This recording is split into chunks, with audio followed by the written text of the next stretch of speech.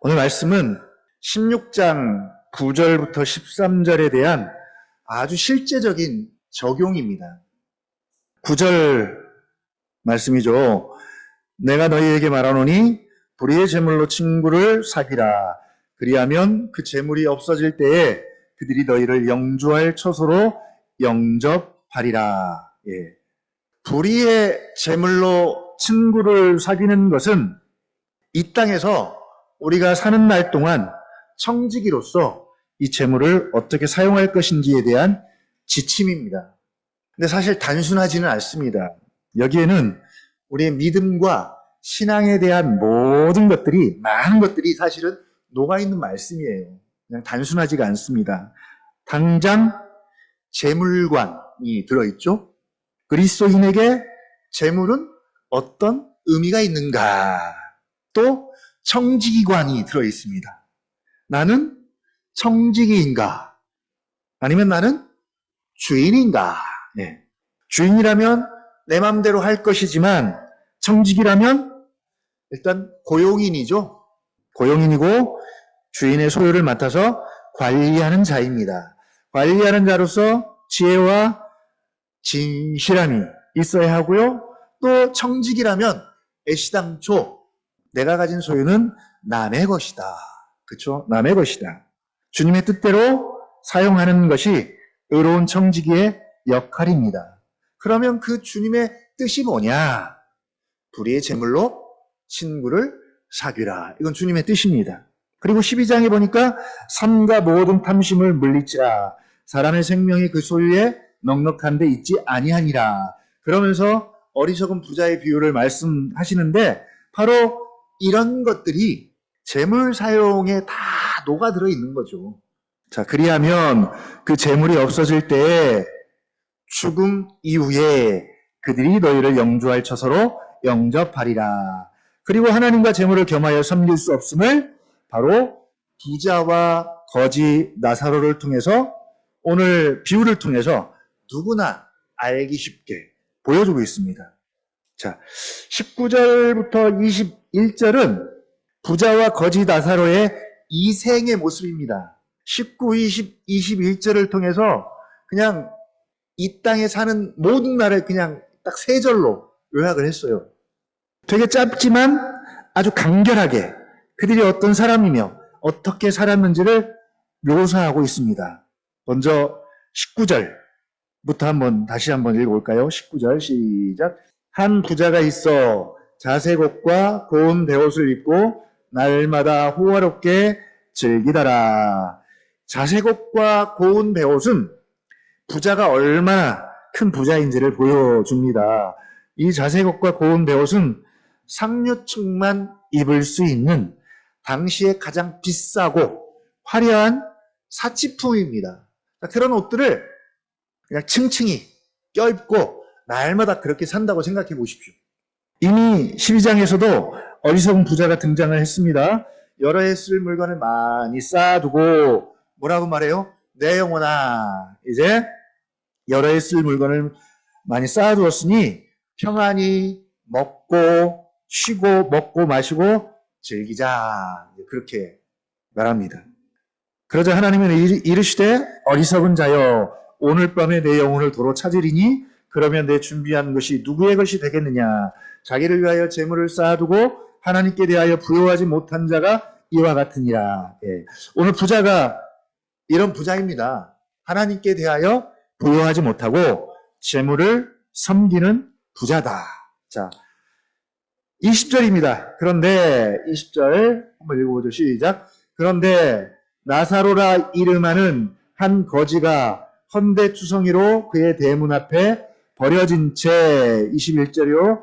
그 부자의 상에서 떨어지는 것으로 배불리려 하매 심지어 개들이 와서 그 헌대를 핥더라. 부자와는 아주 상반된 거지가 등장합니다. 거지의 이름을 나사로라고 언급을 합니다. 히브리어로는 우리가 너무 잘 아는 아브라함의 종 엘리에셀 있죠. 엘리에셀이라는 의미예요. 나사로. 뜻은 하나님이 도우시는 자. 하나님이 도우시는 자라는 뜻인데 아마도 예수님의 비유 속에 등장하는 인물 중에 이름을 붙이는 경우가 흔치 않은데 나사로가 아마 유일한 경우 같아요. 나사로에 대한 정보는 없어요. 그가 신앙이 좋은지 어쩐지 없습니다. 근데 굳이 이름을 언급한 이유는 바로 나사로의 신앙, 이 거지의 신앙을, 그의 경건을 이름에다 압축을 시킨 것 같아요. 뭐 거지의 신앙이 이렇다 저렇다 없습니다. 단 그냥 이름으로 표현하고 있는 거죠. 13절과 연결을 시켜보면 부자는 재물을 섬기는 자의 대표로, 나사로는 하나님을 섬기는 자의 대표로 지금 소개하고 있는 거죠. 그런데 만약 이런 정보가 없이 단순히 부자와 거지라면, 그리고 부자는 지옥 가고 거지는 천국에 갔다라고 하면 사실 이건 말이 안 되는 이야기예요. 단지 부자라는 이유만으로 지옥 가고 단지 거지요 가난한 자라는 이유만으로 무조건 천국 가는 건 아닙니다. 하나님 나라는 오직 믿음으로 가죠. 은혜로 갑니다. 이방인이든 유대인이든 헬라인이나 부자나 가난한 자나 뭐 남녀노소 누구에게도 차별이 없죠. 동일합니다. 자, 부자가 재물을 섬김으로 재물이 주는 호화로운 삶을 사는 반면 거지 나사로의 삶은 고난과 고통 그 자체입니다. 안타까운 것은 엘리에셀, 하나님이 도우시는 자인데 현실에서는, 이 생에서는 그 도움이 전혀 보이지 않아 보이는 거죠. 이름은 너무 멋지고 좋은데 현실에서는 전혀 하나님의 도우심이 보이지 않는 거죠. 우리는 지금 이걸 바라는 거잖아요. 여기서도, 이 생에서도 부자처럼 잘 살고 평안히 쉬고 먹고 마시고 즐기고 내세에서도 역시 그렇게 되기를 원합니다. 그렇게 하려면 어떻게 해야 될까요? 이 생을 위해서는 재물을 섬겨야 하고 내세를 위해서는 하나님을 섬기면 됩니다. 그래야 둘 다 가능한 거죠. 이걸 누가 제안했을까요? 이렇게 해주겠다고. 사단이 예수님을 광야로 끌고 가면서 이걸 제안했어요. 예수님 시험할 때 제안한 것입니다. 네가 내게 경배하면, 절하면 이 세상의 모든 영광 다 너한테 줄게. 너의 소유가 될 것이다. 라고 제안을 합니다. 하나님과 재물을 동시에 섬길 수 있다고 하는 것은 사단으로부터 오는 제안입니다. 사단의 전략이죠. 근데 하나님의 도우심을 받는 자라는 나사로의 삶이 너무나 비참합니다. 이런 삶을 원하는 사람은 하나도 없을 거예요. 이게 하나님의 저주일까요? 게을러서 그런가요? 거지의 인생과 삶을 우리가 평가하고 분석할 수 있을까요? 아무튼 예수님은 이 비유를 통해서 그를 아주 극단적인 고통과 고난의 삶으로 묘사하고 있습니다. 헌대투성이로 부자의 대문 앞에 버려진 채 있대요. 헌대는 종기의 일종 같아요. 종기. 이 거지의 상태로 봐서는 악성 종기처럼 보입니다. 욥도 온몸에 이게 나서 재에 앉아서 기와로 막 긁고 자신의 삶을 저주했죠. 얼마나 고통스러우면 그렇게 했겠습니까? 근데 또 한편으로는 나병은 아닌 것 같아요. 나병은 전염병입니다. 그래서 부정하기 때문에 격리가 되어서 절대로 여기에 있지 못했을 거예요. 아무튼 그런 상태로 21절 그 부자의 상에서 떨어지는 것으로 배불리려 하매 심지어 개들이 와서 그 헌대를 핥더라. 우리가 15장에서 아버지를 떠난 그 둘째 아들의 비참함에 대해서 이미 들었습니다. 허랑방탕함으로 가진 모든 재산을 다 탕진해서 결국 돼지가 먹는 쥐염 열매로 배를 채우려 했지만 그것조차도 얻을 수가 없는 아주 비참한 상황에 처하게 되었는데 지금 이 거지가 그래요. 부자의 상에서 떨어지는 음식은 개들의 차지입니다. 부스러기라 그러죠. 한마디로 개밥입니다. 원래 유대인들은 음식이 땅바닥에 떨어지면 안 줍는데요. 그러니까 제가 이렇게 먹다가 이렇게 떨어져서 주워서 먹으려고 하면 애들이 막 눈에 쌍불을 켜고 하지 말라 그러거든요. 저는 먹어도 전혀 아무렇지도 않은데 애들은 되게 예민해. 근데 유대인들도 애들 같아요. 전염병 때문에라도 안 먹었대요. 안 죽는데요. 여러 가지 이유가 있겠지만 어쨌든 땅에 떨어지면 그것은 개들의 몫입니다. 근데 땅에 떨어지는 음식이 마치 부스러기처럼 뭔가 먹다가 흘려서 떨어지는 음식이 아닙니다. 그게 아니라 잔반철이에요. 잔반철이.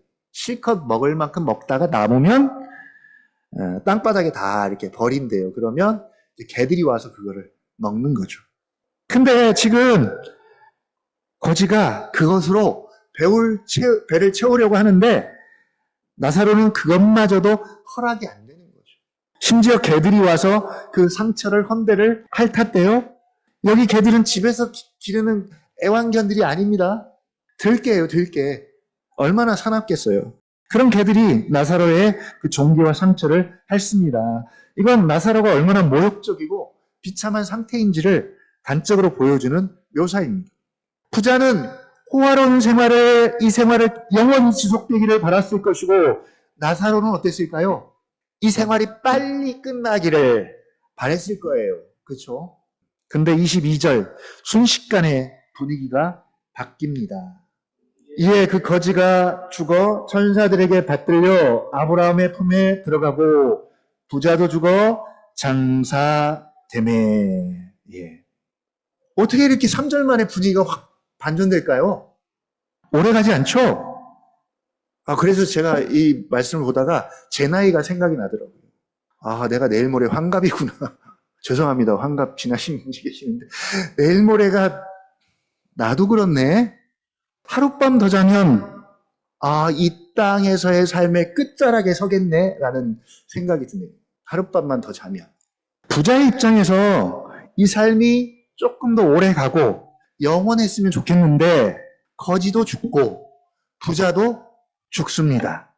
아주 이 비유는 이걸 아주 리얼하게, 아주 칼같이 순식간에 아주 냉정하게 그냥 둘 다 죽이죠. 부자도 죽이고 거지도 죽이고. 우리 인생도 이렇게 되는 것 같아요. 순식간에. 우리도 이렇게 죽음을 준비하고 맞이해야 할 것 같습니다. 자, 이 죽음을 16장 9절은 뭐라고 표현해요? 죽음의 새로운 언어예요. 뭐라고 말해요? 16장 9절. 재물이 없어질 때가 죽음의 또 다른 표현입니다. 재물이 없어질 때. 재물이 없어질 때가 옵니다. 그때가 바로 죽음을 맞이할 때입니다. 그때 어떤 현상이 벌어져요? 이에 거지가 죽어 천사들에게 받들려 아브라함의 품에 들어가고 부자도 죽어 장사되매. 23절 시작. 그가 음부에서 고통 중에 눈을 들어 멀리 아브라함과 그의 품에 있는 나사로를 보고. 엄청난 반전이 일어났습니다. 거지는 죽어서 천사들에게 받들려 아브라함의 품에 들어갔고요. 부자도 죽어서 장사되매 음부에서 고통 중에 있습니다. 천국을 아브라함의 품으로 묘사하고 지옥을 음부라고 합니다.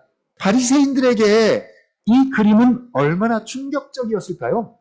왜냐하면 아브라함은 바리새인들의 시조예요. 조상입니다. 아버지예요. 아브라함 품에 누가 있어야 되냐면 아브라함의 후손들이 있어야 되죠. 당연히 유대인들, 바리새인들, 그들이 당연히 그 조상들과 함께 있어야 합니다. 더군다나 그들이 믿기로는 부는 하나님의 축복입니다. 이렇게 부자가 된 건 하나님의 축복이에요. 하나님이 인정해 주셨다는 의미예요. 반대로 가난은 하나님의 저주이기 때문에 부자가 아브라함의 품에 있어야 하고 거지는 음부에서 고통 중에 있어야 하는 것이 그들이 생각하는 그림이었어요. 꿈꾸는 그림이었습니다. 그런데 그들이 생각하는 것과 반대의 그림이 펼쳐지고 있습니다. 이제 이 이야기는 부자에게 포커스를 두는데 부자의 생각과 부자의 마음을 한번 여러분 눈여겨보십시오. 부자가 어떤 생각을 갖고 어떤 마음으로 있는지, 심지어 음부에 가서도 어떤 생각과 어떤 마음을 하고 있는지. 자, 24절 같이 한번 읽어보죠. 시작. 불러 이르되 아버지 아브라함이여 나를 긍휼히 여기사 나사로를 보내어 그 손가락 끝에 물을 찍어 내 혀를 서늘하게 하소서. 내가 이 불꽃 가운데 괴로워하나이다. 긍휼을 구합니다. 마치 거지 나사로가 살았을 때의 모습과 비슷하지 않아요? 나사로가 부자의 상에서 떨어지는 것으로 배불리려 했지만, 배고픔을 채우려고 했지만 그것마저도 얻지 못하고 개들에게까지 모욕을 당하는 상황이었는데, 이번에는 반대로 부자가 나사로를 보내어 그 손가락 끝에 물을 찍어 내 혀를 서늘하게 해달라는 요청을 합니다. 긍휼을 구하죠. 뭐 손가락 끝에 물 한 방울 묻힌다고 그게 해결이 되겠어요? 근데 얼마나 절박하면, 지금 얼마나 고통 중에 있으면, 얼마나 괴로움 가운데 있습니까? 문제는 이런 고통과 괴로움이 영원하다는 것이죠. 영원. 이 땅에서의 삶에 단점과 장점이 있어요. 좋은 것이라도 오래가지 못한다는 것. 부자의 입장에서는 단점이죠. 좋은 것이면 오래가면, 영원하면 얼마나 좋겠어요. 근데 오래가지 못한다는 것. 그리고 재물이 없어질 때가 금방 온다는 것. 영원하지 않은 것이죠. 이 부자의 입장에서는 단점입니다. 반대로 고난과 고통에도 끝이 있어요. 금방 옵니다. 끝이 금방 옵니다. 하나님은 그 백성들에게 참을 수 있을 만큼만까지만 허락하는 거죠. 참을 수 있을 만큼만 허락합니다. 거지의 입장에서는 이게 장점이에요. 끝이 있다는 게. 근데 반대로 내세는, 죽은 이유는 그게 천국이든 그게 지옥이든 영원하다. 영원합니다. 또 하나는 그 천국과 지옥을 결정하는 것은 지금이고 이 생에서의 시간입니다. 그러니까 차별 없이 모든 사람에게는 지금의 시간이 기회의 시간이고 은혜의 시간입니다. 죽음 이후에는 절대로 운명이 뒤바뀌지 않습니다. 긍휼을 구하지만, 물 한 방울의 긍휼을 구하지만 그것조차도 허락되지 않습니다. 안 믿는 사람들은 이걸 보고 너무하다 그럴 거예요. 하나님 너무하시죠? 어떻게 사랑의 하나님이 이러실 수 있어? 이런 이야기가 많이 있어요. 부자의 고통을 잠시 소개하고 있는데 문제는 이게 영원하고 거기에는 어떤 긍휼과 자비가 없습니다. 자, 25절 한번 또 읽어보죠. 25절 시작. 아브라함이 이르되 예, 너는 살았을 때 좋은 것을 받았고 나사로는 고난을 받았으니 이것을 기억하라. 이제는 그는 여기서 위로를 받고 너는 괴로움을 받느니라. 아멘. 이 말씀이 지금 비유잖아요. 비유이기 때문에 자칫 잘못하면 무슨 옛날 이야기나 교훈처럼 들릴 수 있습니다. 그러나 이건 예수님의 비유입니다. 죽음 이후에 대해서, 사후세계에 대해서 가장 잘 아는 예수님의 말씀입니다. 그러니까 죽음 이후에 어떤 이는 나사로처럼 아브라함의 품에서 가까이서 영원히 위로를 받을 것이고, 그렇다고 진짜 아브라함 품에 안긴다는 그런 의미는 아닙니다. 어떤 이는 음부의 불꽃 가운데서 고통 가운데 괴로운 상태로 영원히 살 것인데, 이 괴로움과 고통이 적응이 돼서 고통을 모른다거나 무뎌진다거나 그런 것은 절대로 없는 것 같습니다. 영원한 고통과 괴로움 가운데 있게 될 것이다. 근데 또 한편으로는 이게 되게 중요한 결정이잖아요. 결정인데 어찌 보면 너무 단편적으로 재물을 사용하는 것만으로 결정하는 것처럼 보이잖아요. 천국과 지옥이 결정되는 것이. 어떻게 천국과 지옥을 이것 하나만 보고 결정할 수 있냐는 것이죠. 근데 그것만 봐도 알 수 있다는 거죠. 그가 하나님을 섬기고 하나님을 사랑하고 하나님 말씀을 순종하는 자인지, 아니면 겉으로는 하나님을 섬기는 어떤 형식들을 갖추고 있지만 속으로는 바리새인들처럼 돈을 사랑하고 재물을 섬기는 자인지, 혹은 그가 청지기로서 불의의 재물로 친구를 사귀는 자인지 아닌지 주님을 아십니다. 아시니까 우리가 그 주님의 판단을 걱정할 필요가 없어요. 다 아십니다. 나사로의 손끝에 물을 찍어 내 혀를 서늘하게 해달라는 부자의 요청에 대해서 아브라함의 대답입니다. 26절 한번 읽어보죠. 시작. 그뿐 아니라 너희와 우리 사이에 큰 구렁텅이가 놓여 있어 여기서 너희에게 건너가고자 하되 갈 수도 없고 거기서 우리에게 건너올 수도 없게 하였느니라. 예. 천국과 지옥의 단절이죠. 영원한 단절입니다. 서로 교통이 안 돼요. 오고 가지 못합니다. 그런데 의식이 있다면 이게 얼마나 고통스럽고 괴로울까요? 근데 또 한편으로는 의식이 없다면 천국이 무슨 필요가 있고 지옥이 무슨 의미가 있겠어요? 의식이 없다면. 그래서 성경은 몸의 부활을 끝까지 이야기합니다. 몸의 부활. 영만으로 존재한다면 뜨거움을 알겠어요? 뭘 알겠어요? 자, 부자의 두 번째 요청이 이어집니다. 27절 한번 읽어보죠. 27절 시작. 이르되 그러면 아버지여 구하노니 나사로를 내 아버지의 집에 보내소서. 내 형제 다섯이 있으니 그들에게 증언하게 하여 그들로 이 고통받는 곳에 오지 않게 하소서. 어때요? 당연히 이런 마음 가질 수 있잖아요. 우리가 이웃 초청잔치를 하는 이유도 사실은 이런 마음이 있는 거잖아요. 또 그래야 하고요. 근데 부자가 여전히 넘지 못하는 울타리가 있습니다. 살아 생전에도 자기 집 대문을 넘어가지 않았죠. 나사로가 자기 집 대문 밖에 버려져 있는데 그 대문을 넘지 못합니다. 재물이 대문 밖을 넘어서 이웃에게 흘러가지 않은 것처럼 여전히 부자의 마음은, 부자의 생각은 자기 가족을 벗어나지 못합니다. 예수님이 손님 초대해서 식사 대접하려거든 어떻게 하라고요? 14장 12절 계속 강조하죠.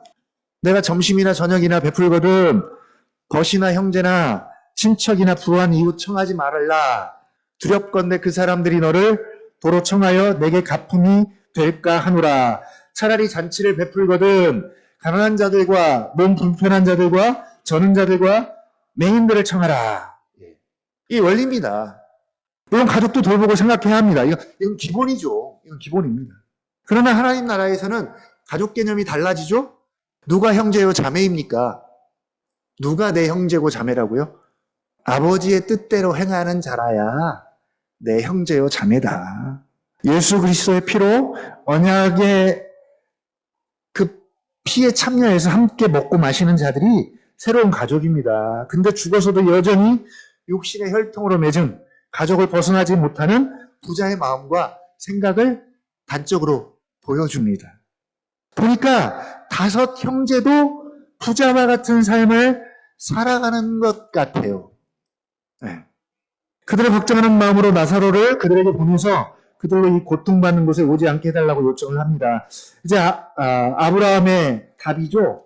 29절 뭐라고 합니까? 시작. 아브라함이 이르되 그들에게 모세와 선지자들이 있으니 그들에게 들을지니라. 모세와 선지자는 구약 성경 전체를 말하죠. 이미 하나님께서 충분히 모세를 통해서 말씀하셨고 선지자를 보내서 선포했고 가르치셨습니다.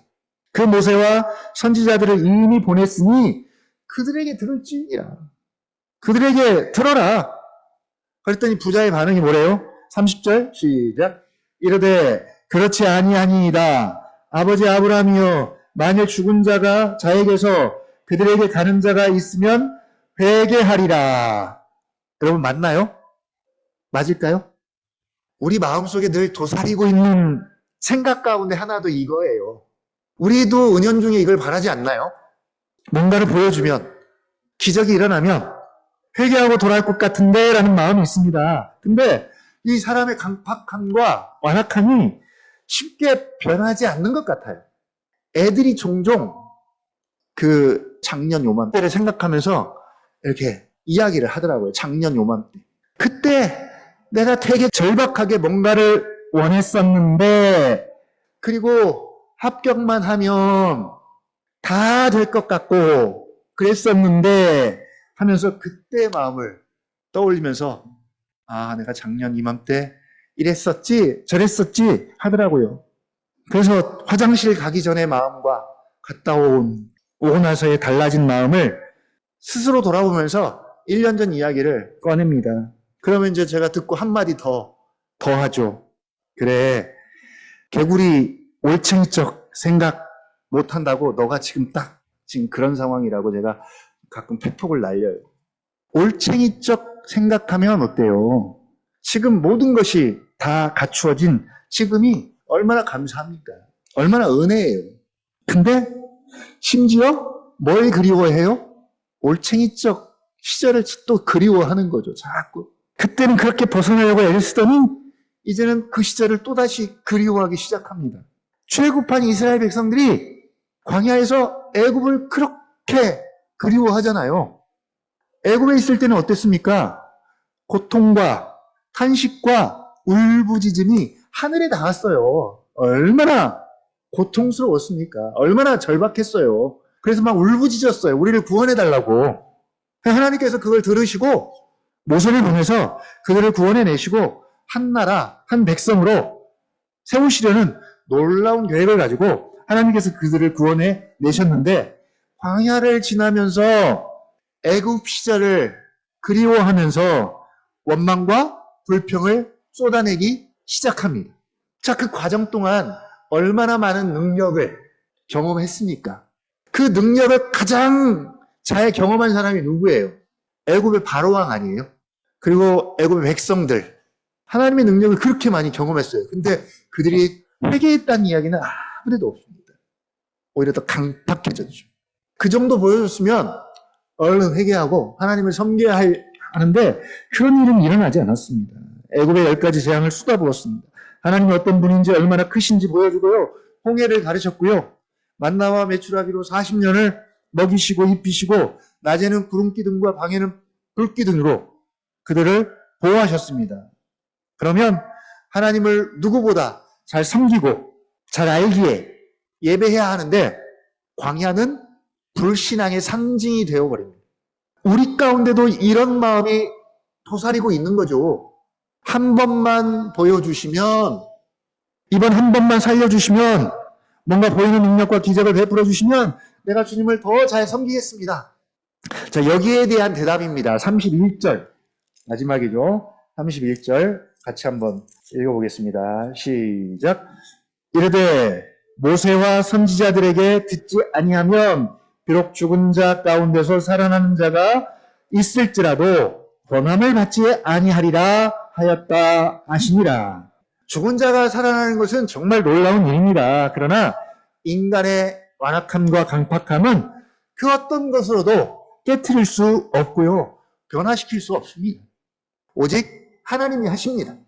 모세와 선지자들에게 듣지 아니하면입니다. 그러니까 지금 현재로서는 이것이 하나님이 사용하시고 인정하시는 가장 좋은 수단 같아요. 뭐가요? 하나님의 말씀. 하나님의 말씀. 주일날과 연결해보면 하나님의 말씀을 맡은 것이 가장 놀라운 특권이고 유익이라고 말씀하셨잖아요. 이 말씀을 듣지 않으면 비록 죽은 자 가운데서 살아나는 자가 있을지라도 권함을 받지 않을 것이다. 실제로 예수님이 십자가에서 죽으시고 다시 살아나셨지만 사람들은 여전히 믿지 않았잖아요. 지금이 어떤 시대입니까? 여러분, 지금 어떤 시대입니까? 재물에 취한 시대입니다. 온 집안이 재물에 취했어요. 그 재물을 가장 손쉽게 얻을 수 있는 방법이 뭐예요, 지금? 주식입니다. 어떤 분이 저한테 주식하라고 막 그러면서 했던 말이 뭐냐? 국가가 합법적으로 인정한 것이라고 막 열띤 이야기를 하더라고요. 근데 완전히 지금 도박장이 되어버렸잖아요. 지금 도박장이 되어버렸어요. 말 들어보면 가관이 아닙니다. 온 가족이 모이면 오랜만에 만나서 마칠 때까지 주식 이야기만 한대요. 근데 이 주식이라는 게 롤러코스터에다가 럭비공이잖아요. 뭐 최근에 저는 이름도 잘 기억 못하겠는데 ETF 무슨 레버리지가 어떻고 뭐 그런 상품이 나와서 온 가족이 막 거기에 몰빵을 했대요. 막 한 집이 하니까 너도 따라서 하고 너도 따라서 하고 그렇게 했대요.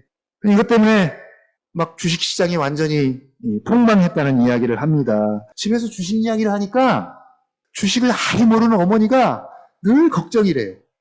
자식들이 맨날 만나서 주식 이야기하고 또 거기다가 얼마나 또 손해를 받네하니까 어머니가 그것 때문에 막 걱정이 이만저만이 아닌 거죠. 자식들 때문에.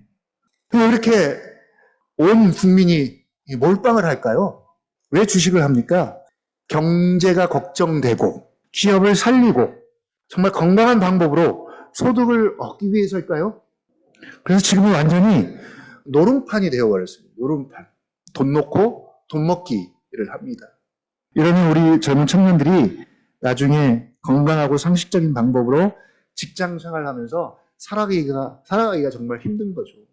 이렇게 재물에 취해 사는 사람들에게 그 어떤 것을 들이밀어도 누군가가 환생을 해서 와서 이야기를 해도 조롱하고 비웃을 것이다 라는 것이 아브라함의 마지막 결론이에요. 믿지 않을 것이다. 듣지 않을 것이다. 오히려 조롱하고 비웃을 것이다 라는 게 이제 아브라함의 결론입니다. 자, 이 부자와 거지 나사로의 운명은 하늘과 땅 차이입니다. 이 운명을 가르는 것은 다른 데 있지 않습니다. 하나님을 섬기는가, 재물을 섬기는가입니다. 물론 이 말이 그렇게 단순하지는 않아요.